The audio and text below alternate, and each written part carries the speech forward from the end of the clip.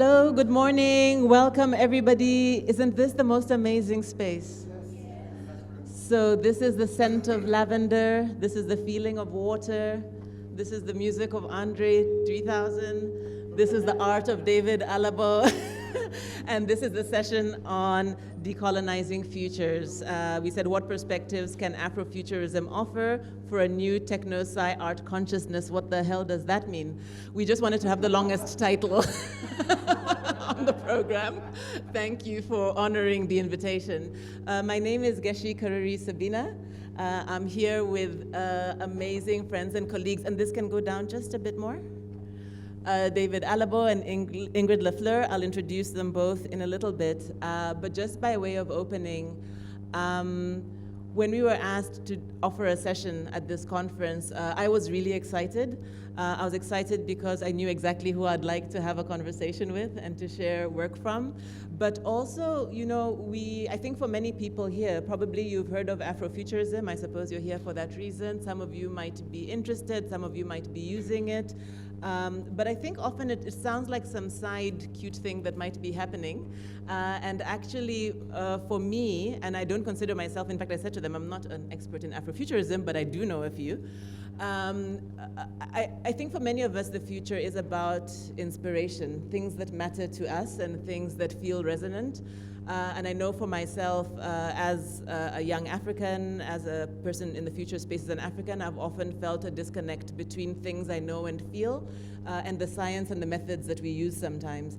And it's been really wonderful to find spaces and people of inspiration to do something a bit different. And I think maybe many people feel that in their various ways. And so for me, the spaces of African futurism, the spaces of Afrofuturism, as method, as art, as music, as science, have really been a feeding pool. So it's not a space I'm an expert in, it's a space I feed from.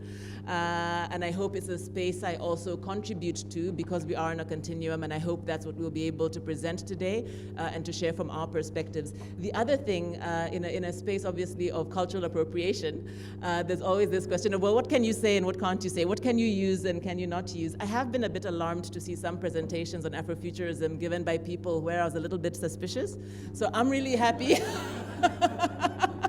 to have a panel that I'm very confident to stand behind, but also maybe to have that difficult conversation, because we are in a global culture, but we are also in spaces where we all have cultures that we come from and we feel particular ways about. I think there was a session this morning where people were making some comments and asking some questions about how do we feel about the points about language, or how do we feel about the points about culture. So hopefully this is a space that allows us to do one particular thing and maybe have some other difficult conversations. Anyway, enough about me and enough about us. I just wanted to give a shout out to DJ Cliff Barron, who helped with the soundtrack for today, and to David for allowing us to use your art to inspire us. Oh, my pleasure. Welcome. And Ingrid for inspiring the scent of lavender. Okay, excellent. So what we're going to do today, we're going to have two presentations, one from the arts and one from our Foresight Futures space, which is really cool, I think, but bringing in some other elements. We'll have a bit of engagement between the panel, and then we'll have some space for the room. We're going to try and keep the Q&A from the room like short, sharp questions, not your speech for the day, because these are the speech givers. If you ask quickly, they can answer. Okay, so let's go right into it. I want to start by finding my bios, which I have done. We're going to start with David Alabo, who is an amazing multidisciplinary artist from Ghana, Morocco. I think many of us are from many interesting places. Yes, Ghana and Morocco, yeah. Ghana and Morocco.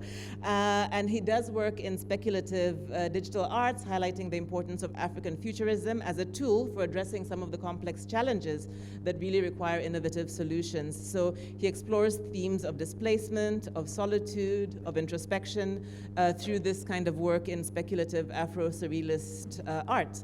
The works feel, and I can attest from what I've seen, both fantastical and familiar, and have led to him having some amazing collaborations with brands like HBO, Apple, Adobe, Meta. And he's also been featured on platforms like CNN, ArtX Lagos, Art Dubai, and where I first met him at MIT. Yes. He's also got an ongoing exhibition for those who are in Cologne, Germany, at the Max Ernst Museum, called Surreal Futures. You can catch him at davidalabo.com. I was saying all of that just to, because he won't probably like give himself props, so that was me giving him props. I will, but still. Oh, he might do. Yeah, I will. But David, over to you. Thank you so much for honoring this invitation. No, thank you for having me, and thank you for everybody for being here. It's a real honor to be here to share our stories. And yes, a quick introduction, as Keshi has rightfully done. My name is David Alabo. I'm a visual artist based in Accra, Ghana, and my heritage, I'm fortunate enough to be able to tap into both my West African heritage from Ghana and also my North African roots, where my mother is from. And essentially, I'm a living embodiment of Afrofuturism, African futurism. And by that, I mean my definition of it. You know, everybody has a nuanced definition of what Afrofuturism is. But for me personally, it's, you know, imagining equitable futures, imagining alternate realities where people, especially black people, people from Africa and the diaspora, are not only empowered, but also given a sense of hope and optimism. And at the same time, we are radically decolonizing narratives and perspectives that have long been entrenched in our mind and our collective conscience. So it's an active effort every day to, you know, break the cycles that we're used to and open people up to new possibilities, new realities. Yeah, so essentially what I do is I build worlds, and I'm a world builder. And what I mean by that is I create universes where the laws don't necessarily abide to what we know as reality. And I believe that that is quite empowering, is quite freeing. And it's more than just building a world, it's about infusing it with a history, a culture, and placing it in a sense where you can feel like you're transported from reality, but also given a chance to reflect on what you know, but in a different context. So why I believe world building is incredibly important, especially from an African perspective, is that it allows us to, again, reimagine not just the futures of Africans, but also the past, you know. Once you're able to reimagine it, it sort of, you know, challenges stereotypical understandings or depictions of what we consider Africa or people in the diaspora to be. And, you know, when I'm building these worlds, when I'm creating these images, I am tapping into the history that has existed, that is real, you know, and it's often been mired with painful topics and issues that are very real and have had serious impact. So the Afrofuturist, well, for me, it's, you know, you're living on a fine line between respecting the past, which is what has actually happened, but not being bound by it, in a sense that you are giving yourself space and the opportunity to imagine worlds and people in a different context. And I think, you know, we have long been, especially black people, have long been, you know, shown that this is the one way we've lived, this is our history, and I just think it's refreshing to allow a different discourse. And as I've said before, art like this, I believe, or when I hear people tell me about how it makes them feel, is that it gives them a sense of strength, you know. There are very few spaces where, unfortunately, in this current age, where black people feel not only safe, but also free to express themselves fully without feeling that they are, you know, sort of a token, you know. So I think that's really what I aim to do. But through these worlds that I depict, I think it allows us a chance to reflect on real issues, like I said before, such as, you know, racism, colonialism, and inequality. And by projecting these in different settings, in different spaces, it allows us to, you know, talk about these quite tough, painful topics, but in a different space. It allows us to, you know, not be afraid to think about these things, you know. And through the process of it, personally, when I create these images, it's very technologically driven, you know, but I don't want the art to look like quote unquote digital, but the process in which I do it are very much entrenched in the mediums of 3D software. I sculpt in virtual reality. So in a sense, that's also my definition of Afrofuturism, is pushing the boundaries of what we consider technically possible, you know, and finding new mediums to tell stories that have, you know, long existed for millennia. And putting it through a different medium allows you to come up with results that are at the same time familiar, but at the same time fantastical and surreal. So I'm not just an Afrofuturist.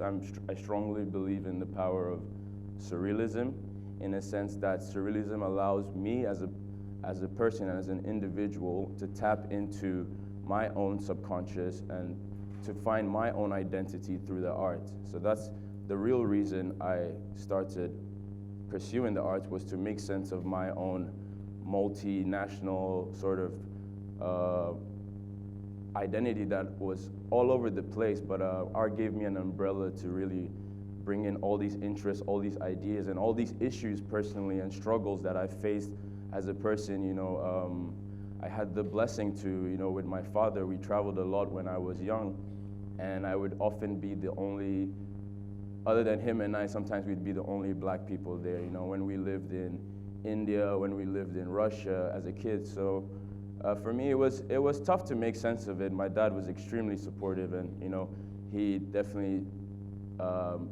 gave me the best parenting a father could, but at the same time, I had to learn a lot of lessons on my own. And essentially that journey through discovering myself is what I believe Afrofuturism or African futurism. You know, there's a debate on what exactly the terms are, but as somebody that's both African and also lived in the diaspora, I feel like I can understand both perspectives. And, you know, in summary, I feel like world building, particularly in an Afrofuturist context, is a powerful tool for not only storytelling, but for representation.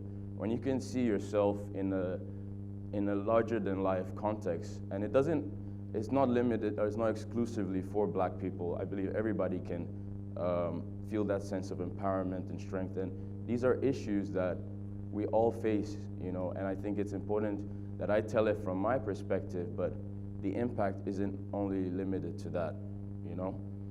And you know, it also allows, you know, a platform for me to critique and also respond to current issues, you know, but putting it in a surreal context, putting it in a context that is visual arts, allows you to invites the viewer to first imagine themselves in this place, and then once they dive a little deeper, they can realize that there are sub-themes of quite serious issues, you know.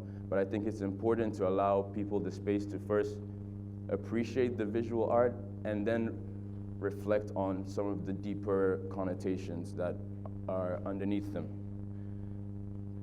And I will sort of summarize something that I wrote that I think quite, you know, succinctly expresses how I feel about my practice, is that as we journey through the rich landscapes of Afrofuturism, we are not merely spectators of, you know, fanciful tales. We're witnessing a powerful reclamation and a redefinition of narratives that have long been overlooked or distorted. In these vividly imagined worlds, the tapestry of African cultures is not just preserved, but it's interwoven with threads of futuristic possibilities, creating a vision that transcends time and space. This is not just about crafting stories or making art. It's about rewriting the narrative of an entire continent and its people. It's a testament to the resilience and the creative spirit that is embodied in the African person and also the diaspora. But it's more than just an artistic endeavor for me, personally. It's a bold declaration that the future belongs to those who dare to reimagine it. And in this reimagining, every stroke of creativity is a step towards a future where diversity, equality, and inclusivity are not only a basic, but are actually something that is a part of our life. It's not an ideal to aspire to, it's just a way of life, you know? And as we embrace these narratives, we're not just consuming art, We are participating in a cultural and intellectual revolution, one that promises to redefine our understanding of both history and also our collective future. So that's what I stand for, that is what I breathe and live every day.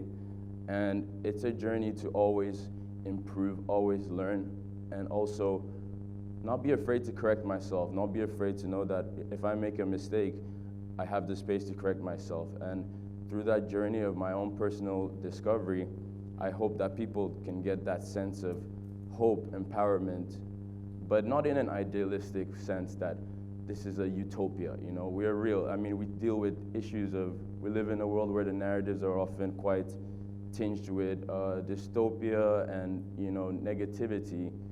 And as I said before, the Afrofuturist walks a fine line between respecting the past but also not being limited by it. So that is essentially what I believe Afrofuturism is, and I'm grateful to be able to do it every day and to have people that are interested in it to talk about it. And I think, you know, that discourse is essential if we want to build a future where everybody is included and everybody is respected and honored. Yeah, so thank you.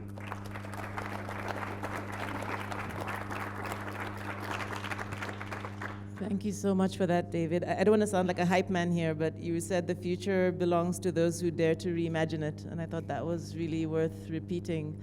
And I was looking for one big message, the unbounding, the being unbounded, and you've spoken about that both in terms of your method, using digital but not being bounded by that, and then the unbounding of ideas and about futures. I think that's such a powerful message, and thank you so much for your art.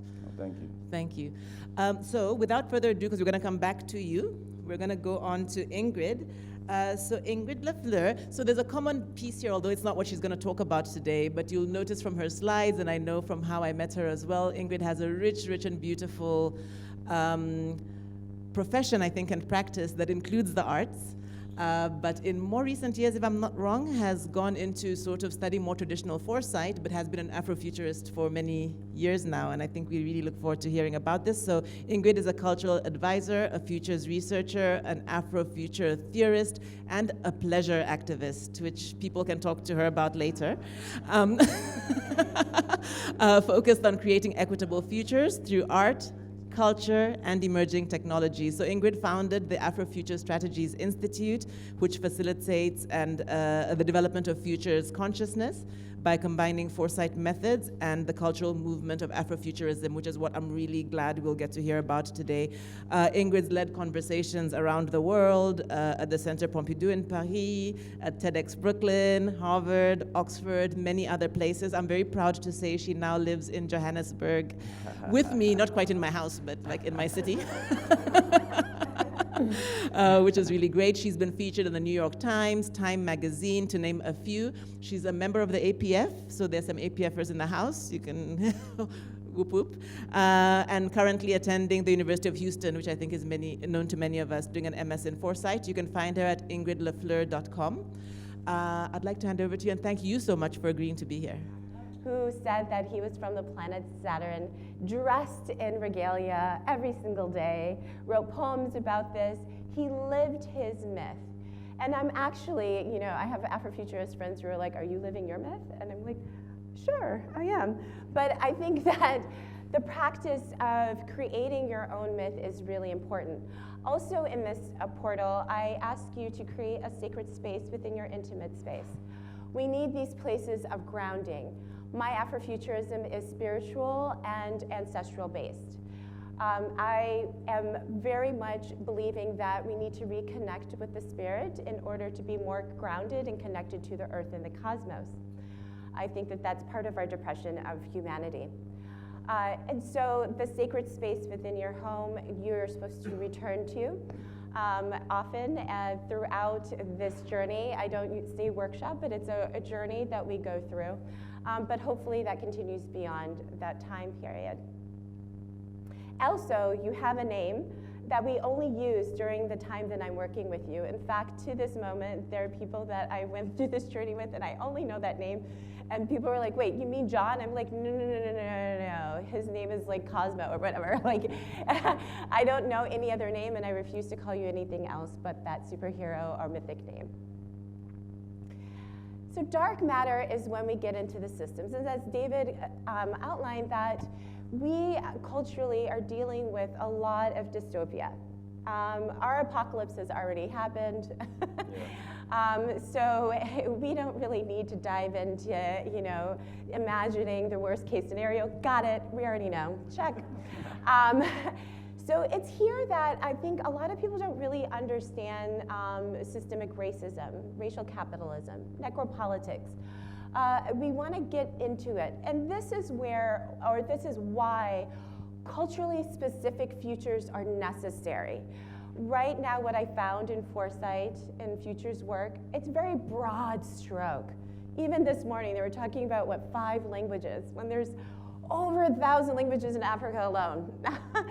So you're just ignoring, millions, if not billions of people on this earth who speak different types of languages, who want to keep speaking those languages into the future, and why not? Especially if we're going to have all this quantum computing AI, we can have these different languages, can't we? And so it's really important to dive into how these systems keep us limited, ignore and exclude, so that when we're imagining a new system, we're not bringing that mindset into play.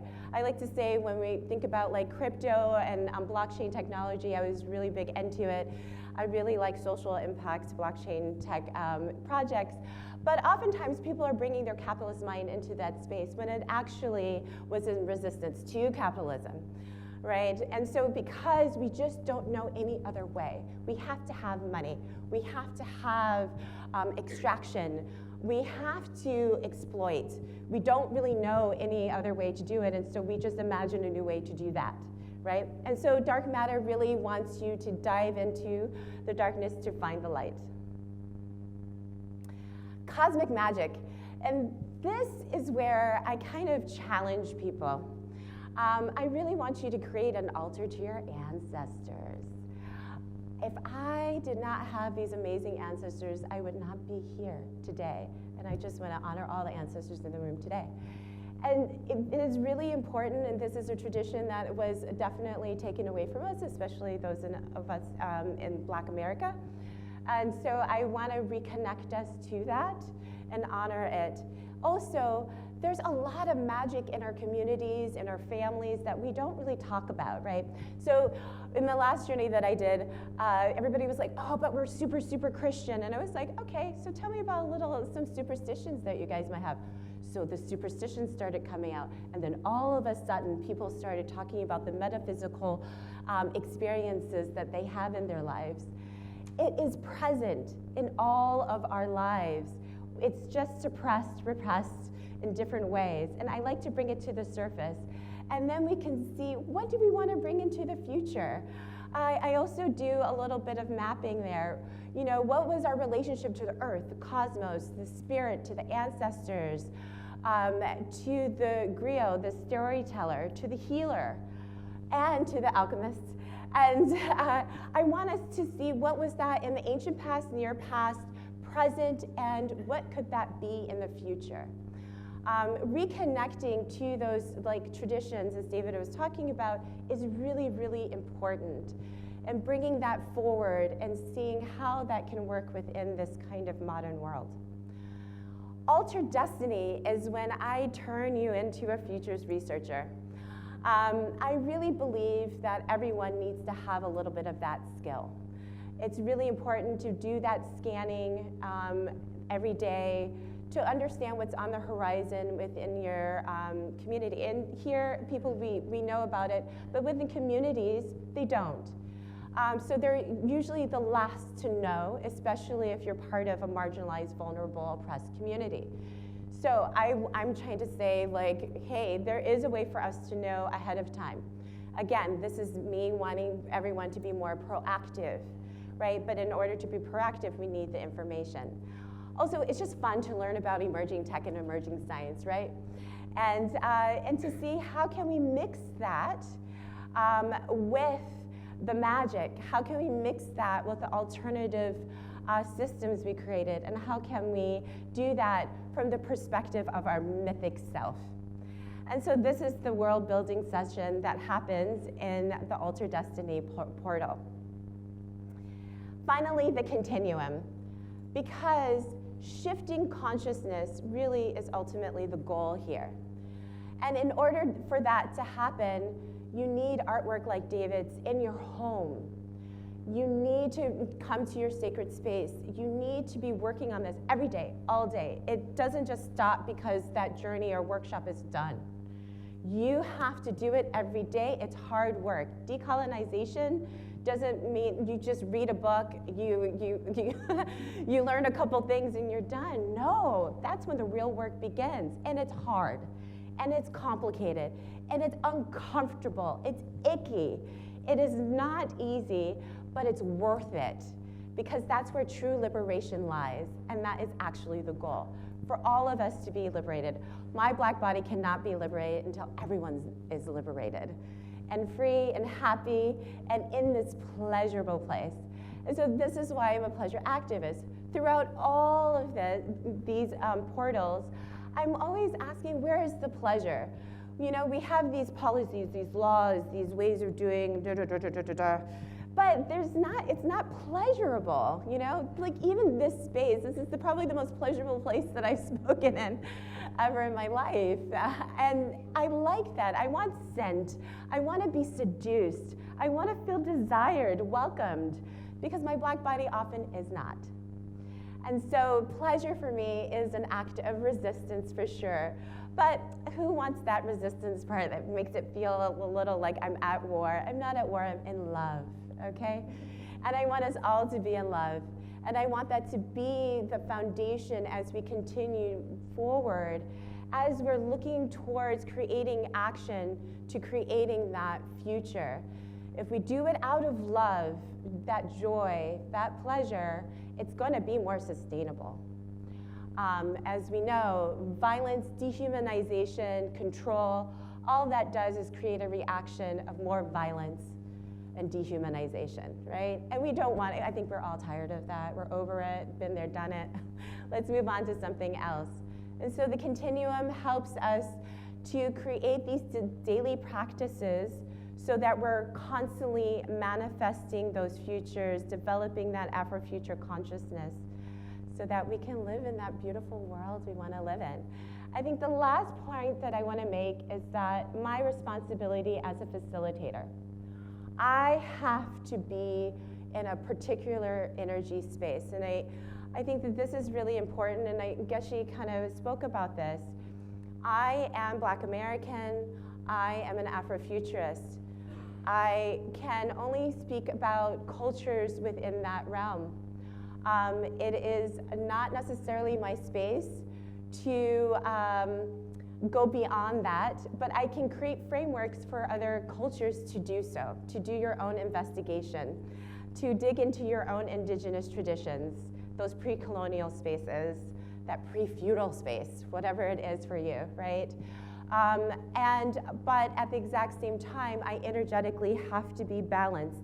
The last journey I did, I was barefoot because the ancestors called for it. I always create an altar when I give my journeys. I always do meditations. This is all laying a nice foundation. And I also ask every participant to bring an object that helps to ground them, because futuring can be triggering, especially if you're from an oppressed group. This is not just, you know, like, yay, I get to imagine. And again, this is the problem with the broad stroke. You forget the nuances. You forget how our histories are different, and thus our futures, imagining the futures can be very difficult sometimes. And so having that object to ground you, to hold you, to love you, to remind you, to recenter is really important as well. And that's all I have to give. May the Afrofuture be with you.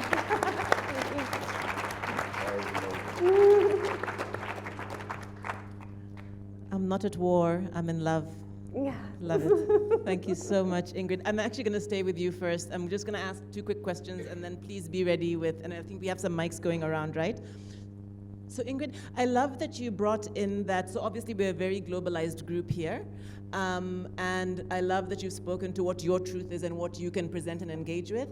How does that often resonate with other people? So I don't know, on these journeys, is it always people who are African American or African? And for people who are not, what does it feel like, or how do they respond to it?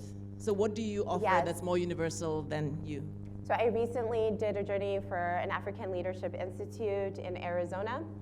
And that was a really beautiful space, really dug in deep. It was great. And then I did one in Germany, which was a majority white audience. And they absolutely loved it, but I did have some participants of color walk out. They did not feel like it was a safe space. So as a facilitator, I'm dealt with, like, it's something that I'm still sitting with. How do I work with different bodied people in one space? How do I make sure it's safe? It's a complicated question. And it's tricky, and it can be uncomfortable. I do think that, as I mentioned before, I probably, like, if you're white-bodied, ask you to dig into your own indigenous roots before you skip into, like, African indigenous or, global South indigenous. I think that that's important to understand how you have a colonized mind, and what that means and what was taken from you and how you were disconnected from Earth and cosmos, and then that can create the connection into the Afrofuture. That's where I'm at right now. But I don't want to stop. I like working with different kinds of people, but I do notice the difference when it is a majority Black, space. It's completely different. And when I say Black, this is African and African diasporic. We can just have a freer conversation, and it is deeply satisfying for sure. It does hit to the heart of my work for sure. Mm-hmm. Just the idea that they're different communities, and as you said, it's not easy work. So It's I not. think how we figure that out. Yeah. So David, coming to you. Yeah. So I like that you talked about, in a way, similarly about sense making and how that can be quite difficult and tricky. But I think a lot of your work, I think in the way you describe it yourself, is kind of about democratizing or democratization in some sort of way. Could you just speak to? Maybe let me ask a very specific question. Who do you do your art for? And can we have it back up on the screen, please? Yes, I didn't finish my slideshow. Okay, could we have David's slides back? Thanks. Yes, Geshi, that's a great question. Who do I do it for? Like I said before, I started this, the reason I didn't come from a traditional arts background. I actually was, I graduated school with a degree in economics and political science. I know, shocking. And I wanted to be a diplomat to represent my country like my father did. I just realized that at one point that I was given a purpose. I was somebody that always was interested in technology, and I had an eye for design, but I wasn't necessarily given a space to pursue a career as an artist. So once I graduated, I was like, I really need to make sense of who I am. So that was it's a lifelong journey, as Ingrid said. Afrofuturism for me has been a way to understand my heritage, make sense of it, but it's come to a point where, thankfully, I've gone to a point where I have an audience. I have people that feel inspired, that feel connected to the work. So it started as a singular journey for me. And now it's gone broader, where it's almost a responsibility, where I feel like I have a responsibility to not just show people that there isn't a one-way method to becoming an artist or becoming somebody that speaks for people. I think you can come from different backgrounds, you can have a winded road and not the straight path, and often we say that that leads to more interesting results, right? Yes, let's check out some of my art. That's what I really want to do, yeah. buy my art, yes. And thank you, Ingrid, for the marketing pitch. Very subtle, but yes. No, just to finish that point, why do we pursue, or why do we want to democratize narratives? Because, like we've said before, we've lived in a world where we've almost been force-fed a singular, often Western-dominated perspective. You know, so the question is, what if? You know, what if we lived in a world where we were not colonized, or we were not oppressed? You know, what does that history look like? What does that future look like? And it's about, like we said before, allowing different voices, different people to speak, and that's what I believe is the beauty and the power of imagination. You know, it's not something that is ephemeral. It's not something that just exists in the cosmos. It's real, you know, and the pursuit of turning imagination into reality is why I create the art. You know, it's to have a sort of tangible, even though it exists in the digital space, we all exist in the digital space now.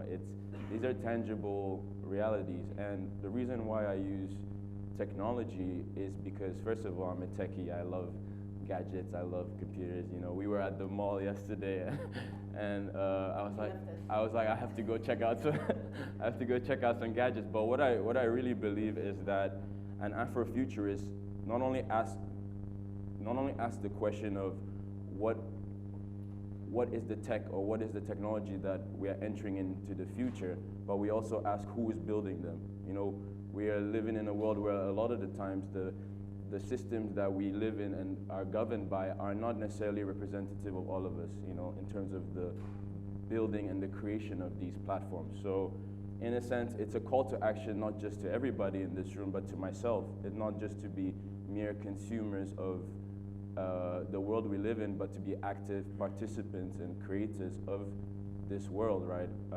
So that's why I fully believe in that democratization of not just narratives, but in the way in which we tell these stories. You know, there's a myriad of ways to express yourself, and I think that there's beauty in giving a new sense or a new taste of stories that, like I said, have been told for millennia. It's just reinterpreting them through different mediums, through different contexts, through different machines, and often it leads to interesting results that are familiar, again, like I said, familiar, but at the same time, surreal. Yeah. Okay, great. We've just got a few minutes, but I'd like to, okay, the hands are popping up. Can we take a few? I know that, yeah, we've got a few minutes. Yes, thank you, Ingrid, for using the word futuring. In our practice, we really like to believe that future is a verb, so I appreciate that usage. My question is that my organization works a lot with governments and NGOs, and we have global projects that have to look, you know, across the world for signals and trends to do our scenarios and our work. But we often find it very, very difficult to find useful signals about both Africa and African American populations. And so I wonder if you could offer any advice for how to kind of strengthen our ability without using tokenism, basically to say, well, we found this very narrow band of information, to have a more holistic, inclusive, and sort of equitable representation in our work. Thank you, thank you. So I'm going to take all three, sorry guys, Okay, but sure. otherwise we won't be able to. So then we've got I got it. the red, and then we'll do one more there. Very interesting conversation and the idea of narrative, because for me this is important. Actually, that's how I got into this world of futures, because I was doing my PhD working for US Defense Department project on future of information revolution, and as I doing my project, I stumbled to a fact about Gutenberg press, and it says 50 years after the press was released in Germany, it was in Congo, they had schools, they had a bishop, they had an ambassador, and I was wondering, I have been in school all my life, and I have to go, I don't know how many years to start learning. So you start understanding there's a lot of interesting stories that are hidden from us. And for me, my challenge is, yes, now, the two of them are trying to do here with very little resources. Africa spends huge amount of money on education systems, but nobody, you'll ever hear that, even today. So I'm just wondering, to what extent do you engage? Because we have to engage with government. We have to tell them they are teaching the wrong things. Because in the West, obviously, they have distorted the history. Like now, the UK is having a lot of issues with the history. Japan, everywhere, because everybody wants to give a certain story. But it is us who never engages with our governments on this history you are giving us here. It's a colonial history that was left to us. We have interesting stories. We don't hear of them. You have to almost become your own historian to discover your own story. That's to me, and we are spending resources on history. Just understand how you.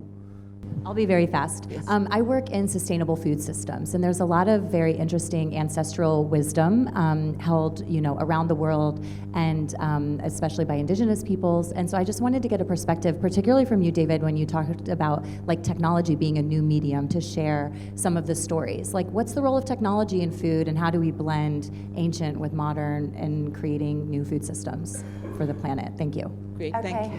So we're going to jump straight to you. Yes, okay, so. And close out at the same time. And I know really quick.